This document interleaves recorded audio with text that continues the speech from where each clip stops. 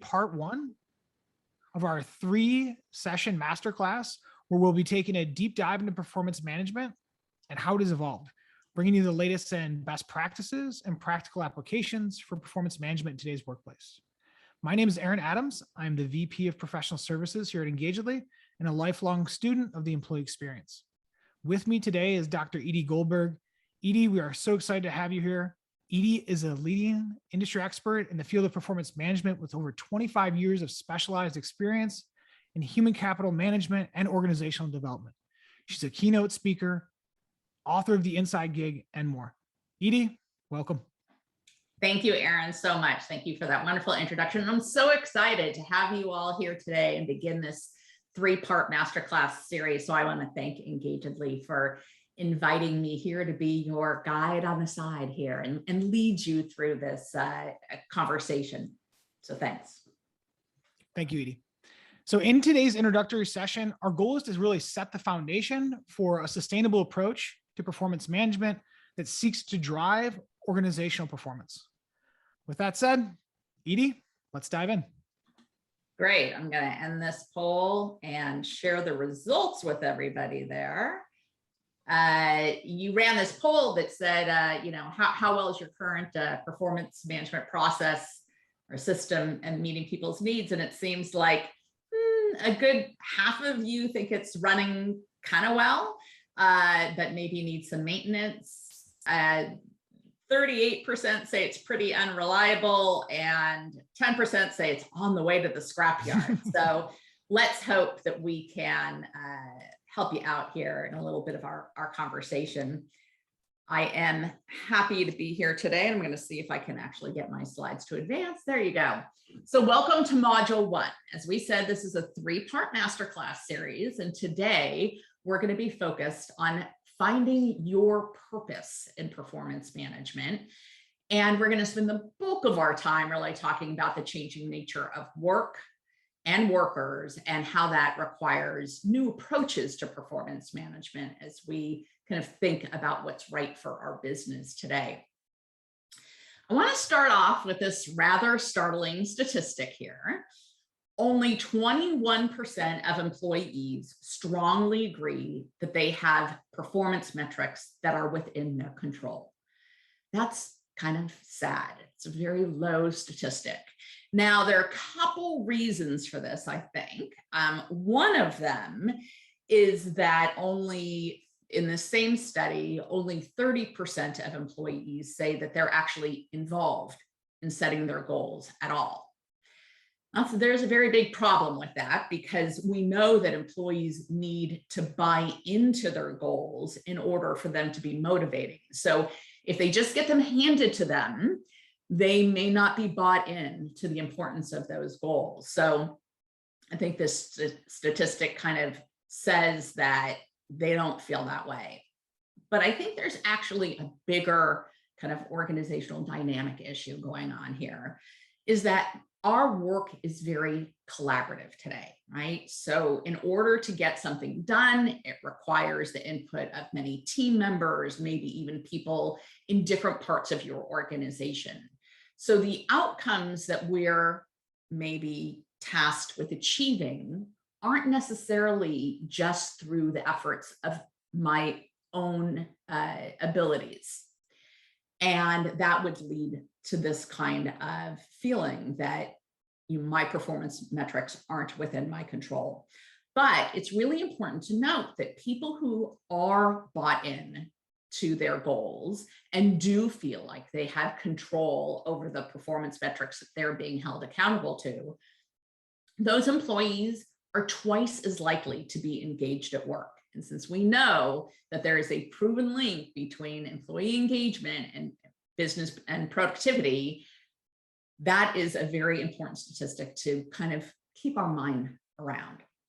This masterclass is going to examine how well our performance management processes reflect our business dynamics today.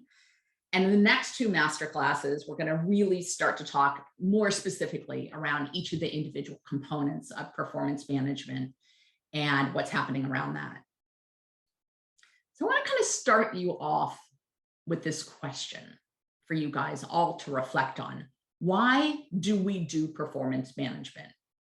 And I don't mean that in general. I mean, in your company, why do you engage in performance management? It's really important for you to kind of hone in on the reason for doing it in your business, because that should play a pretty big role in the design of your process. I want to take you through a little bit of the history of performance management. And in doing so, talk about the different purposes that performance management has served. So we're going to start at the very beginning, when it was actually performance appraisal, not performance management, right? So performance management, we'll call it 1.0, was started in the early 20th century. And the purpose at that point in time was to improve the quality of promotion decisions. So this was really performance appraisal. And we were really looking at the personal attributes that made for a great leader.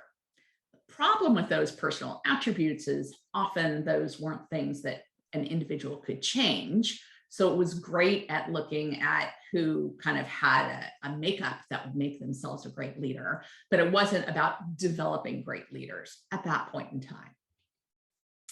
In the 1950s, we introduced management by objectives. So the beginning of goal setting, if you will, was kind of introduced at this time. And our focus now was really about holding people accountable for achieving results. In the 1960s, it was the first time where people said, all this accountability, all this focus on accountability for results is great, but we kind of lost our way and didn't focus on development at all. So it was actually GE who very famously at this point in time separated out performance accountability against goals and development. And so they separated those conversations into two so that the organization would focus on employee development more than would happen. And you guys know today, we still face this problem. We're so focused on talking about performance that we often don't give kind of the attention that we need to helping employees with performance development. So it was really in the 1980s when we shifted from performance appraisal to actual performance management, where we were more planning for the future. We're setting goals and talking about behavior. So now we're talking about the what and the how of performance. But believe it or not, it really wasn't until the late 80s or the early 90s that pay for performance was first introduced. And it is so present in most organizations' processes that you would think this has been around for so much longer than it actually has been. But that pay for performance is really a driving factor in most people's processes today. Really wasn't until 2011 when Kelly Services was actually the very first company to eliminate ratings with the goal of focusing people more on a conversation around performance. Of course, many of you now know in 2012, a year later, Adobe developed the check-in process. And now many, many organizations have kind of shifted in this direction. And that check-in process became widely replicated. I would say today, the focus is really more on a continuous process with a greater focus on coaching and feedback. So here, we talk about that as performance enablement. And when we get to module 3, I'm going to give you a new model for performance enablement. The problem with performance management today is we keep piling on to what this process is supposed to do, right? It's going to help us with fairness and promotions. It's going to help us with individual goal setting, with setting behavioral expectations. It's going to help us determine compensation, everything. It's not possible for one process to do so many things and then to actually be able to do any of them well. I'm going to argue that your purpose for performance management should drive your design. There's no one right purpose. But I do challenge you to start to think about, why do we do performance management? And I think, Aaron, we have a poll here. Absolutely. Where so we do have a poll, right? So what is the purpose of your PM system? Right? So you got 4 choices. 1, to ensure alignment of goals, to evaluate employees to pay for performance, to drive and improve performance, to provide feedback to develop employees. And if you want to share any more details to your approach, go ahead and drop it in the chat. So Edie, that is your poll that you got, and it is open. That's great. Very interesting. The results, of course, are changing quite quickly. But what is the current purpose of your performance management system as it is designed? And I guess I have to end the poll, right? So if I end the poll here, we see a majority of you say it's to drive and improve performance, and secondarily, to provide feedback to develop employees. Very, I'm sorry, I didn't, there you go. Now everyone sees it. Very, very interesting, and actually very aligned with some research that I did. So I'm going to stop this poll, and I'm going to move us along in our conversation. And what I want to do is now share with you, if I can, there we go. Share with you some research that I did last year, the very end of last year, end of 2020, with my colleague, Alan Colquette. We were getting ready. We're writing a new book chapter on the practice of performance management. And so we went out to about 130, well, we got data from 130 really well-respected, well-known organizations.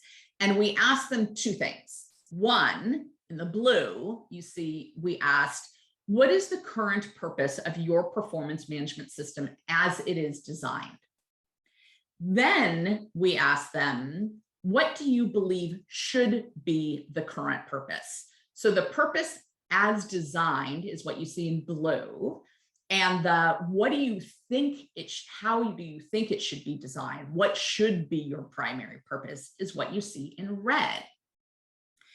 And we found this data to be shocking, frankly. So let me kind of break down a few things that are going on here that I found interesting. First, I thought everybody would say ensuring the alignment of goals was the major purpose of performance management, because goal setting is so important in performance management. And at first, when you guys were responding, I was starting to see that come up really quickly. I think what happened here is that goal setting kind of takes a back seat to drive and improve performance is really maybe the primary goal, and ensuring alignment of goals is how we get there. So I think it's maybe more of a secondary goal, and that's what we see a little bit here in the data. But what I find is fascinating is today our processes are very much designed to evaluate and pay for performance. And I think that is why so many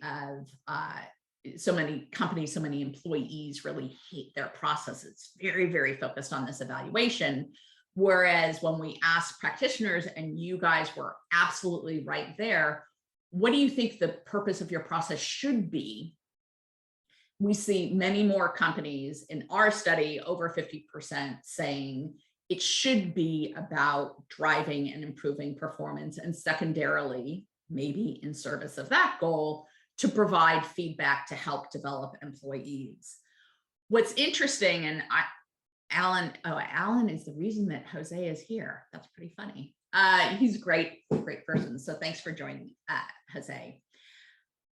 I think that when we look at this data, what was interesting is the bigger the company, the bigger the gap that we saw between what they do, their current practice, versus how people thought their practices should be designed.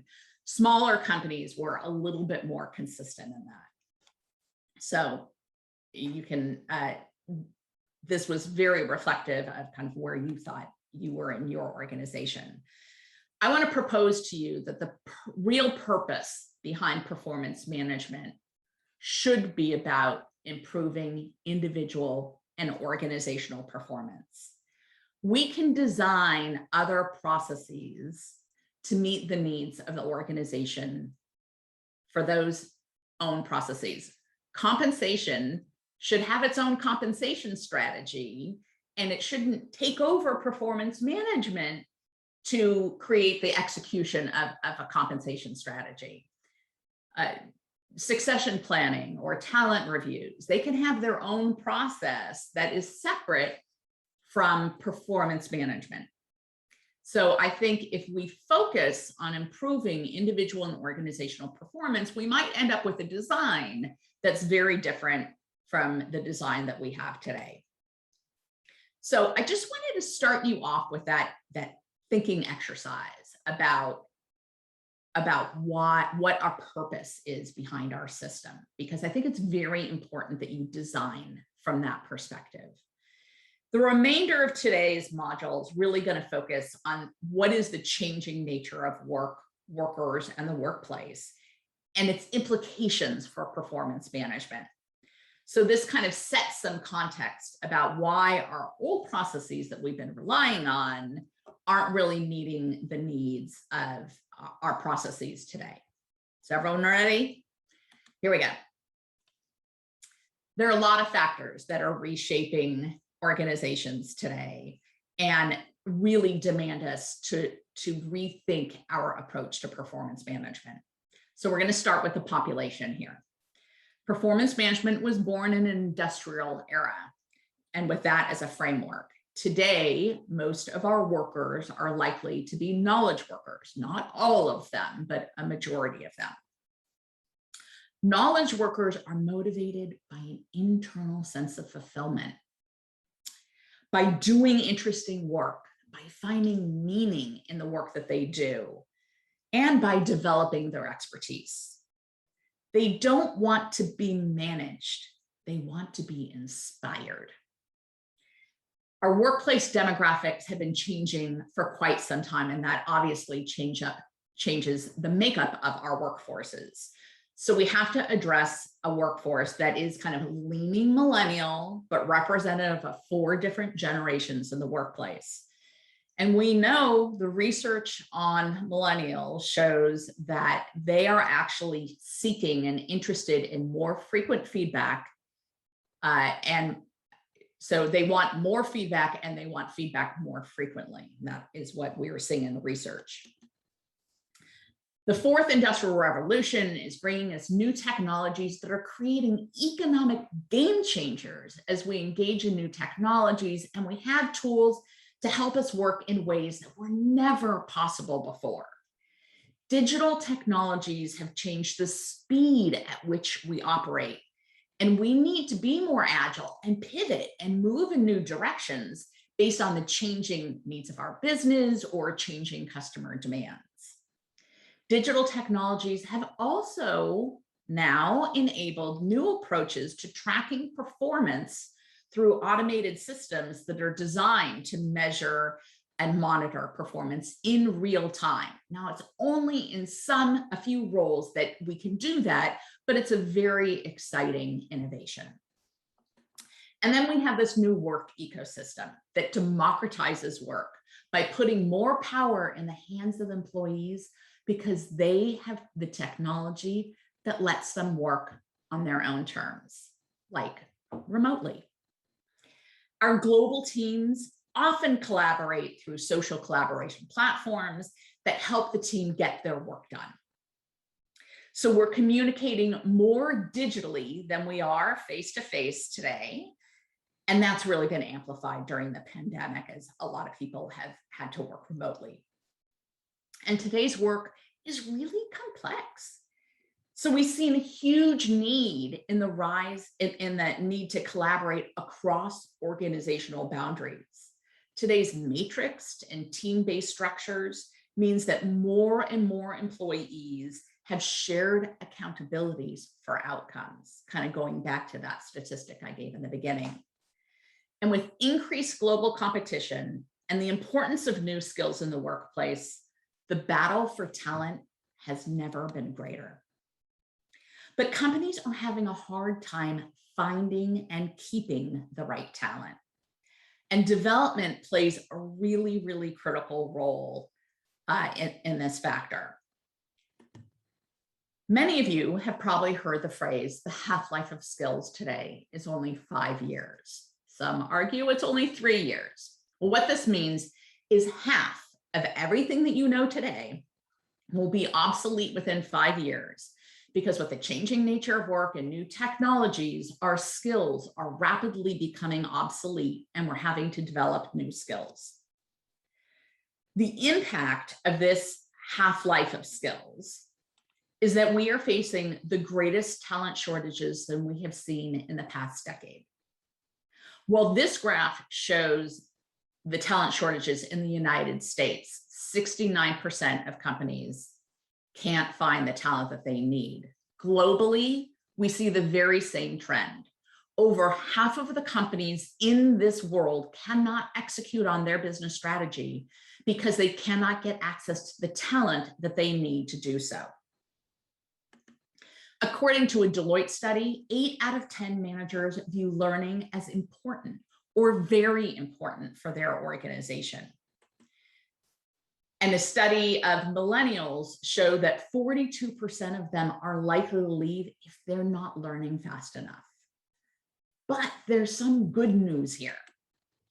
93% of employees say that they would stay longer if their company invested in their career. So the rise of hybrid and remote working has created a need to make some, I would say, nuanced changes in the way in which we manage performance in our organizations. Frequent communications are more important than ever before. Previously, managers managed by walking around. They saw what people were doing and who people were meeting with. And today that requires a lot of dialogue to kind of learn the exact same thing. And the same goes for collaborating with your colleagues. Previously, you could just kind of pop into somebody's office and ask them a question. Now you have to do that via a chat function or set up some sort of collaborative conversation stream that with your team members. And while we're already trending toward more frequent check-ins for performance, that's become even more important in this hybrid and remote world that we're working in today. But remember, it's about checking in, not checking up on employees.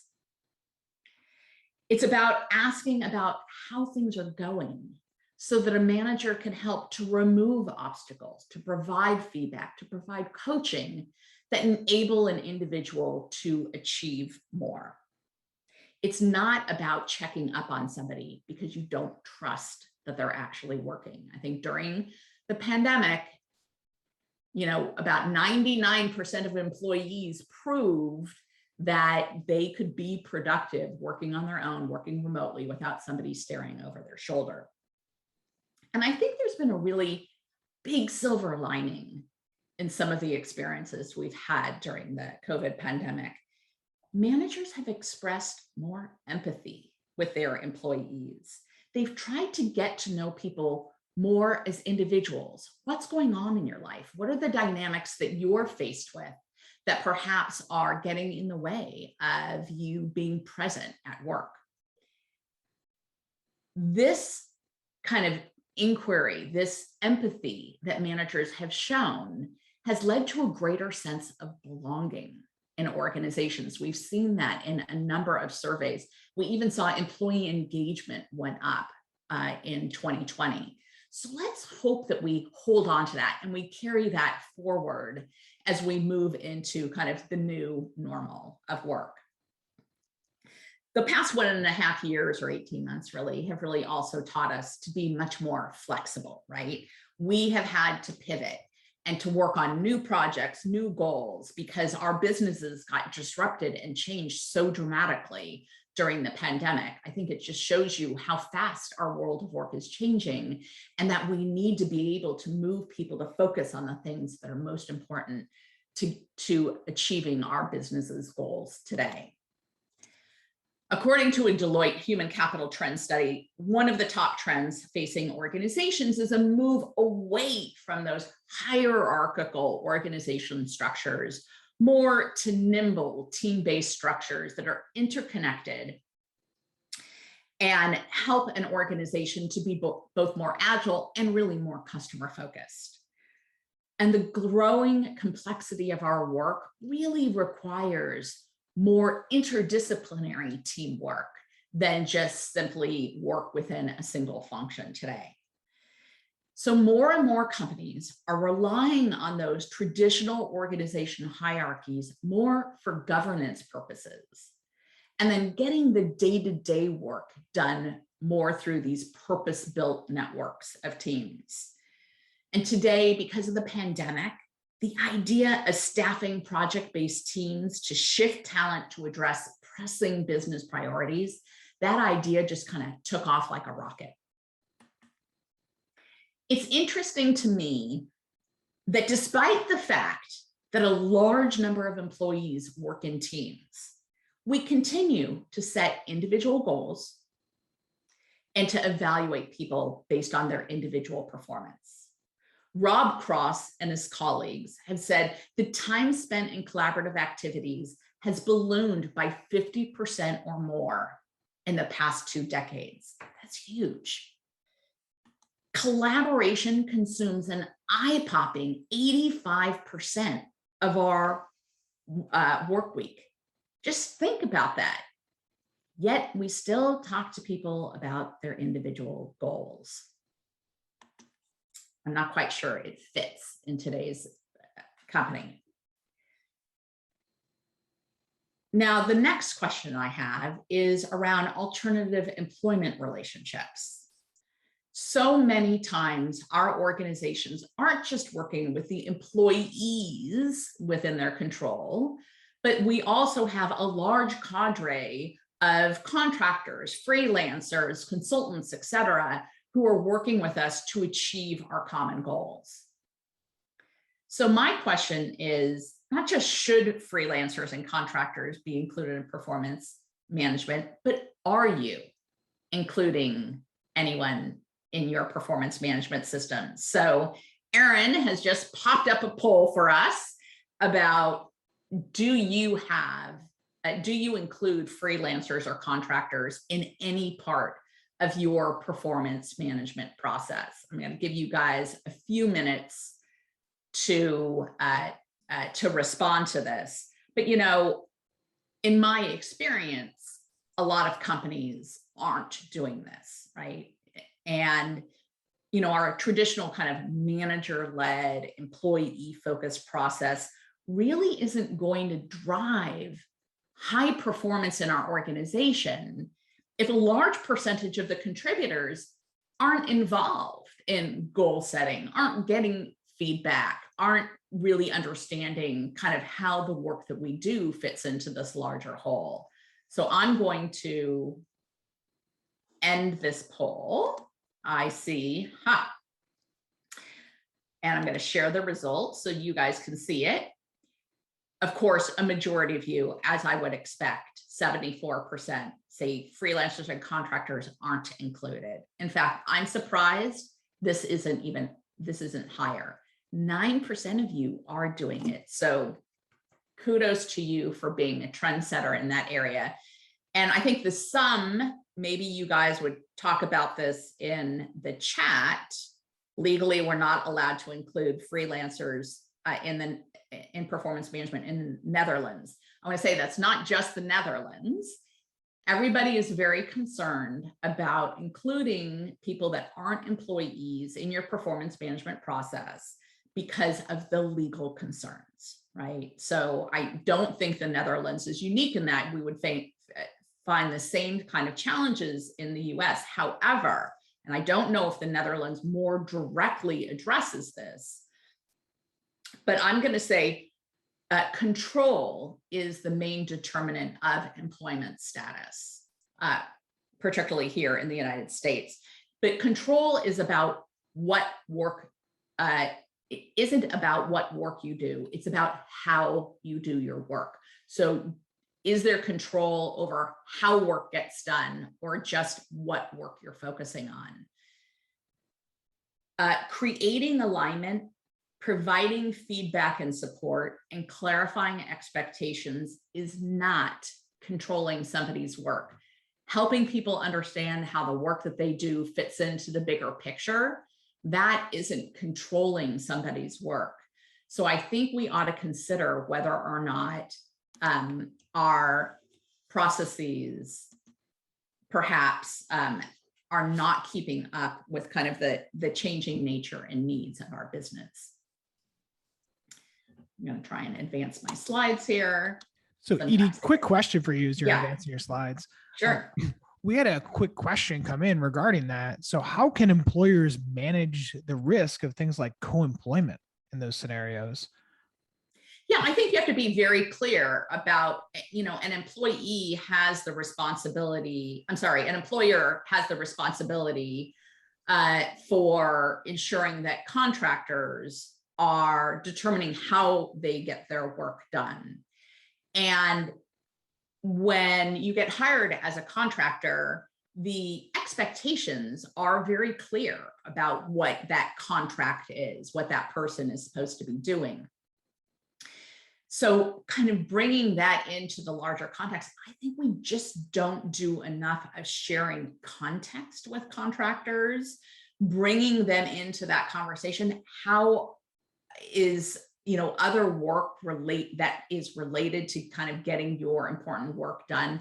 How is that all going? Bringing people into that conversation doesn't mean that you're controlling when, where, or how they do their work, just that they have the context that helps them perform in a better way.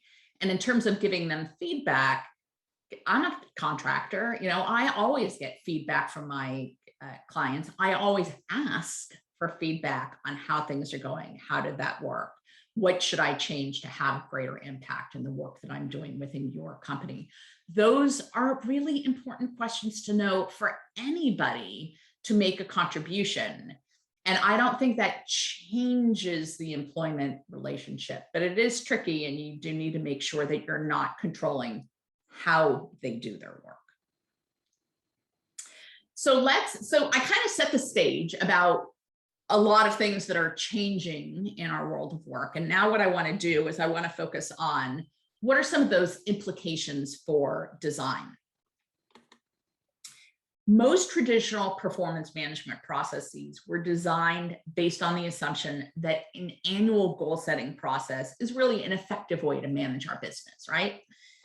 And that might have been appropriate, long ago, when we had these slow or moving organizations with maybe perhaps lumbering parts that took a while for things to happen. And that may still be true in some organizations, but I would say that our pace of change in companies today make our current annual goal setting process kind of a little out of step with the needs of the business. So in today's fast-paced, constantly changing environment, agility is actually the key to success. When business priorities change, people have to pivot, and they have to start to focus on those tasks, those projects that are of greatest priority within the organization. In fact, research has demonstrated that companies that set and revise goals more frequently have improved business outcomes than companies that set goals annually or semi-annually. And today's processes really still assume that individuals should set goals for themselves individually. Maybe they're tied to a team or department goal, but regardless, individuals are held accountable to their own goals, and it's usually only the manager and the individual that know how they're progressing against those goals. But as organizations are becoming flatter, leaner, and more agile, at the same time, our jobs are becoming more complex and more global in nature. All of these factors make it much more difficult for any one person to do a job in isolation of their teammates. Nearly all organizations employ teams in some manner.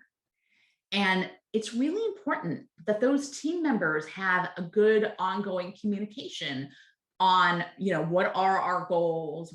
What kind of progress are we making against those goals? So today, I'm going to argue that it may be more appropriate for individuals to set either team-based goals or to continue to set individual-based goals, but to communicate progress against those goals and what those goals are with your actual teammates.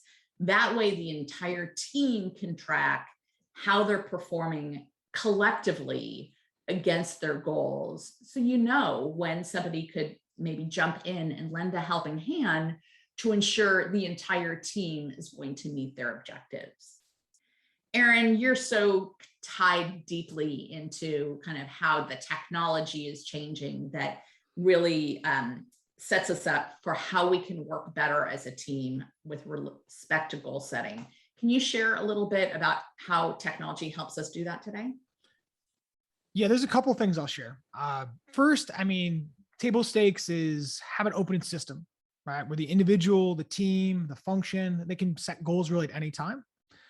After that, there's really three parts that I always like to think about when we talk about this more team-based or even individual goal setting either, right? Alignment, right? The first one there, having the ability to quickly align the work that we're doing at the individual or even the team level to that overall strategy, making sure that connection, that bridge can be built very easily. This creates a feedback loop of information where the employees can see now, how are my individual efforts or team efforts for that matter really impacting or directly impacting the overall strategy you've set out. The next one is really around transparency. I think transparency is also important for people so they can see the contributions of others. We can see how work's being measured. We can also talk about how we can support one another, right? So if progress is our goal, ultimately together and those achievements, we can help kind of allocate resources, time, and people to help drive the strategy. Transparency, ideally, right, that fuels the collaboration, the alignment, and the execution of the strategy. So that's kind of like that last piece. And you talked about it earlier. You mentioned that about 85% of work is being consumed in these collaborative activities. Well, so we think about goals too here in these systems now. We talk about seeing a lot of collaboration within the context of these goals.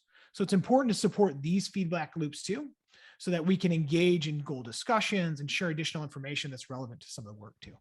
So those are the things I always think about, Edie. So thank you. Those are my thoughts. Thanks. So let's move on and talk about feedback here. Traditionally, we've assumed that the manager should be the sole evaluator of an employee's performance. And I just ask, does that make sense in light of our changing organization dynamics? So considering a few factors that we have on this slide today, first, a lot of people experience frequent manager turnover. I'm sure you all relate to that. And, kind of the reliance of the manager of the moment in doing my performance review, right, may not provide a complete picture of the individual's performance. Second, many employees have dual reporting relationships, and that requires input from more than one manager. And most systems today really kind of deal with that in an ad hoc manner, right? So what the current manager or the main line manager has to go off and have a one-on-one conversation with other managers that you're working with, and then they kind of take that into account. But today, technology solutions really do enable feedback from multiple people as opposed to being limited just to one manager. So that's great. Third, today, a lot of managers aren't co-located with their employees because we work on global teams. I think it's, often likely that we aren't necessarily working very closely with our managers. That's been exacerbated during the pandemic. But I think about people in technical jobs. Quite often, my peers might actually have better insight into my performance or my technical contributions than a manager because of either how closely we work with one another or just because I get how people are contributing more based on kind of my deep understanding of that technology. And finally, I think it's really important to understand that millennial mindset. This is a generation that values feedback from people they respect, not just somebody who hierarchically is, kind of their manager. So our systems assume that only the manager's opinion counts, but I would argue that millennials really value the input of their peers, people they work with, or maybe their customers. There are many other sources of feedback that would be really important to a millennial employee than just their manager. So whether a company utilizes more of a 360 approach to performance management, or if they completely kind of crowdsource evaluation information across the organization, getting input from people other than just the direct manager is clearly a direction that we should be moving. Now, I know a lot of people hear the term 360 and they think that's very complicated. It takes a lot of time. I want to say that it doesn't have to be a formal 360 process. A lot of the kind of crowdsourced performance feedback that we can get today can be very light, nimble, just asking your peers that you work with for input on performance today. Erin, can you share with us a little bit about how technology helps us to get feedback from anyone? Yeah, I think you framed it really well. And when we think about the way we work, right, that's shifting, kind of where we do it, working remotely, and how we do it, increased collaboration and those network structures that you were talking about. So from a system standpoint, we focus on the capability, right? Can we gather that kind of quick ad hoc feedback in the moment? Really just giving them that channel that's open to get it at their discretion and provide some meaningful insights there to individuals or even teams.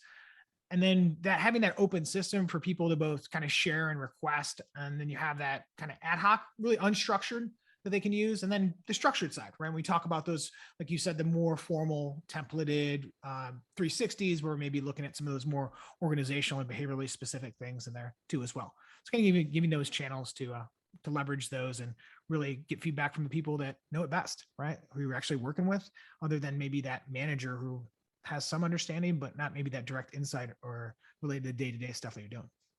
Cool. I really think technology really helps us bring more people into the process today than we were ever able to do before. So also we have to talk about the frequency of feedback, right? The traditional performance appraisal process assumes that an annual or a semi-annual kind of pat on the back or feedback about performance is really enough to motivate and retain talent. And I really often wonder, how in the world did we ever come up with that assumption? Because the research and goal setting is really, really crystal clear about what it takes to motivate talent.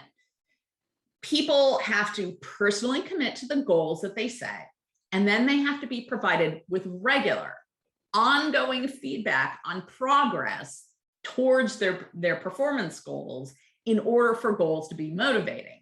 So the traditional processes that we have today simply are insufficient for goals actually to provide motivation to employees, because we're not giving them that feedback on a regular, ongoing basis. Now, let's also consider millennial employees, right? This is a generation that's used to getting information when they want it. Their life has always included the internet, and they expect access to information just as a matter of course. If they've got a question, they Google it, they text a friend, but they get that information right away.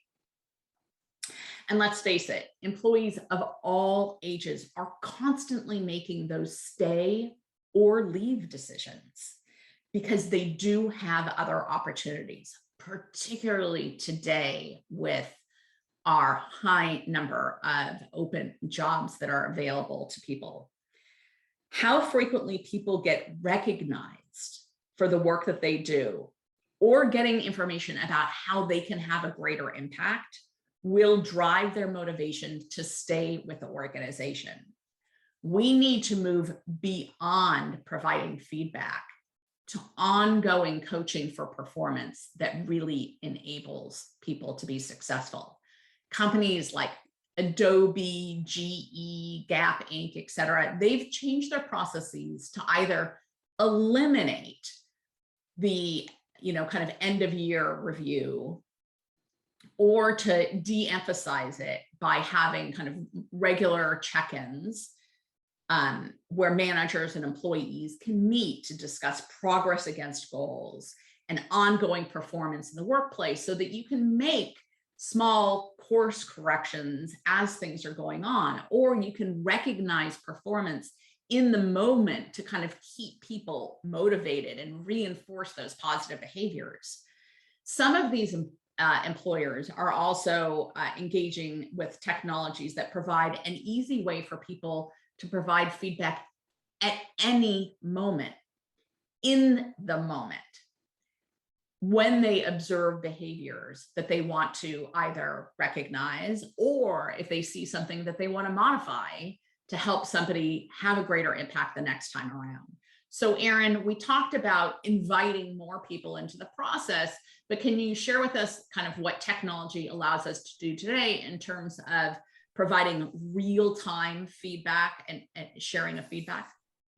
Yeah, absolutely. It makes it really easy, right? If you think about it, as you were saying, as we perform our job, it's important that we have the capability and these systems to provide feedback as close to these events or these behaviors that you mentioned, as when the good work is being done, or there are opportunities for development, or if there's just something that needs to be addressed.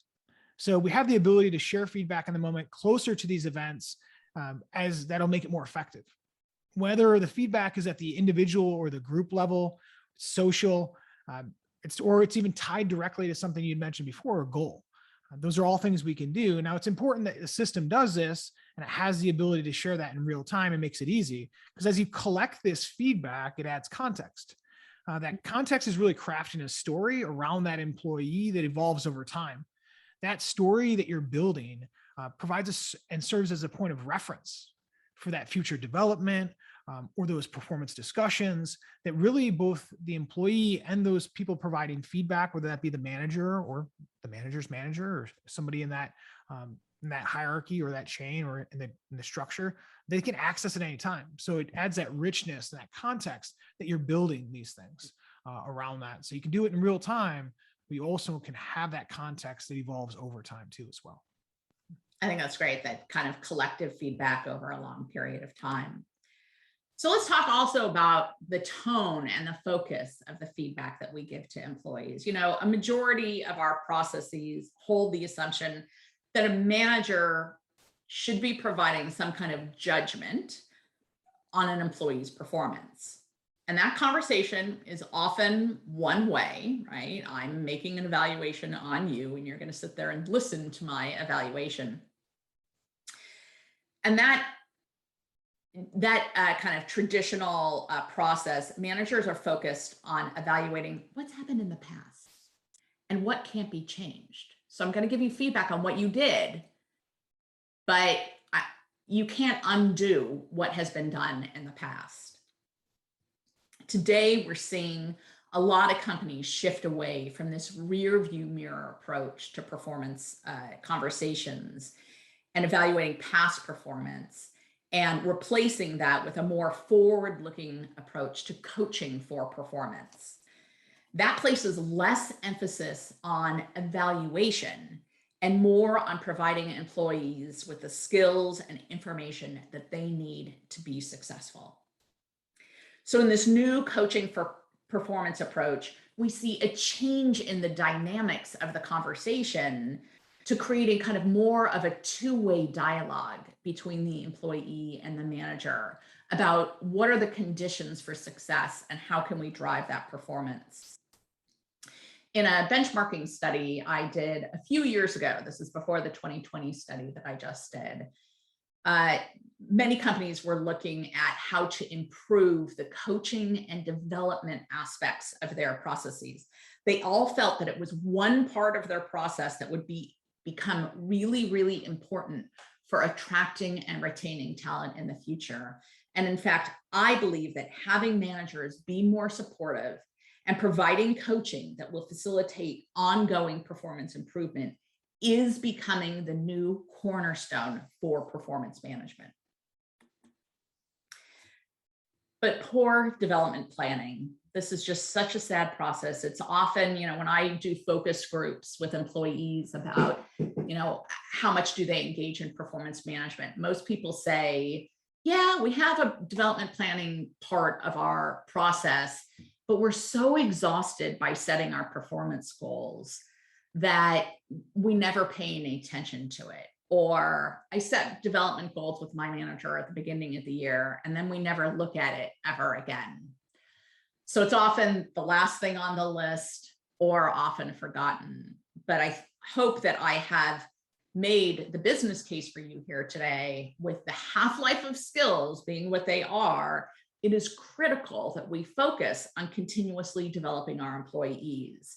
And you are more likely to retain talent if you are helping them to continuously learn and grow.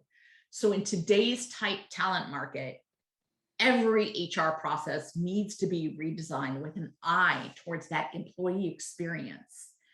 And how is your performance management process setting up the context again for developing and helping employees to learn and grow and tapping into what's really important to those knowledge workers?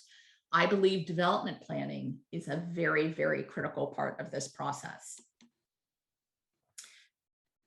So we'd like to engage you a little bit in a brainstorming activity. So this means that everybody has to get involved in chat, and Erin and I are going to facilitate a little bit of a conversation here. But as you think about how your business has evolved, I set the stage in this conversation about all the changing dynamics of our business. What elements of your performance management process don't match the needs or the pace of your business today? Or maybe they're not meeting the needs of your employees.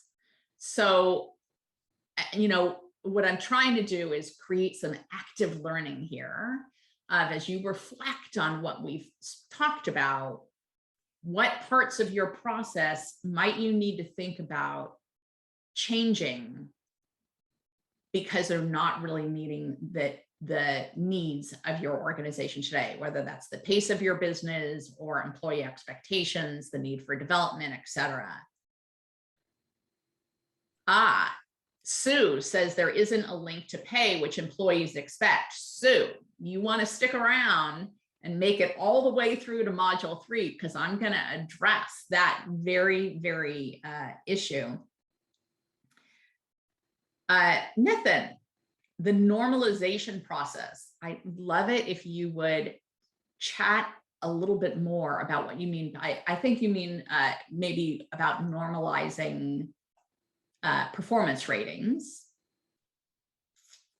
Oh, so I'm glad we've got you hooked here. Let's see. I work for a coaching organization who thankfully walks the talk. Awesome. Awesome. When you have a current process that's very, now I'm going to start. You guys are rapidly coming in here. They're reflecting, Edie. They're reflecting. Yeah, I know. This is really awesome. Erin, what are you seeing in here that you want to respond to? So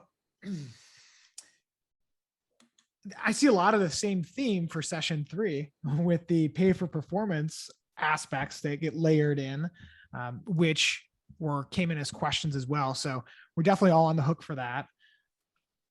Outside of that, as they're coming in, let me pause, Edie. I'm going to do some reflection myself on some of these as well as they're coming in. So, so Nathan, you say normalizing the performance rating seems to be unrealistic. One thing I'm not going to talk about in this process, but there has been some research that came out that talks about, we expect people to have a normal distribution of performance in your organization. And there has been research that says it's actually not a normal distribution. And so when companies kind of force their distribution curves to be normalized, that that is a problem because you're forcing it to fit a distribution that's not really true. So that's a practice that we need to look quite closely at. Edie, one that jumped out to me was that the business is moving faster than the process, right? So how does we keep up with what performance actually is? I mean, so they have a process or performance, but it almost becomes outdated because of the speed at which the business is moving. So how do we adapt quickly to the changing demands? And that's what they were thinking about.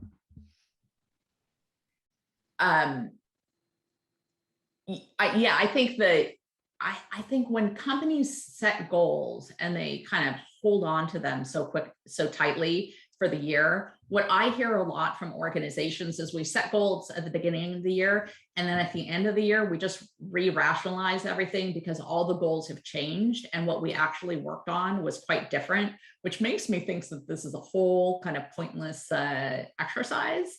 And so I think that we need to maybe set shorter term goals and then, have a new process for reflecting on what we're doing, making something much more agile and not so heavy and hard to do, so that we can kind of quickly talk about, okay, what are our most critical priorities today, and move on. Jose says there's a very operational side of performance management today that's very tied to compensation, it's tied to that number that drives merit and bonuses. And there's this aspirational side of performance management that's all about career development, skills, and training. That is why I asked you guys in the very beginning to reflect on what is the purpose behind performance management. Do you have a performance management process to run your comp process, or are you trying to do something different with that? And if we're trying to do something different, we're trying to drive performance in the organization, we're trying to help both individuals and the organization improve their performance, then I'm going to argue that your process needs to be focused on that latter objective, and let compensation, and I'm not giving anything away. You got to stick around until session 3, but we'll talk about kind of how companies are reinventing that process. Shiba talks about the fact that performance management is detached from strategic planning. And I think that can be quite true. I think what Aaron talked about, being able to have that visual alignment of how our individual goals align with higher organizational purpose, having purpose in our work, understanding the meaning behind what we do, understanding how we contribute to the greater purpose of our organization is so motivating for employees. And that's one of the reasons I'm really excited about the new technologies in performance management today, because it really enables employees to kind of see that alignment and to understand how what they're doing fits in. We only have about a minute left here, Aaron, so I'd like you to kind of wrap us up with any final comments. Absolutely. Well, Edie, really appreciate it. Thank you so much for bringing your insight and your expertise in the conversation today. Thank you to the audience for your time and willingness to learn and problem solve with us. As a reminder, today is session 1 of 3. Next week, same place, same time, we'll be taking a deep dive into trends and best practices in goal setting and feedback. In next week's session, we will outline practical elements and details for your performance management system. If you found today's session helpful, hey, tell your friends, tell your colleagues, and we're excited to learn together. Thank you again for joining us, and we'll see you next week. See you next week, everyone.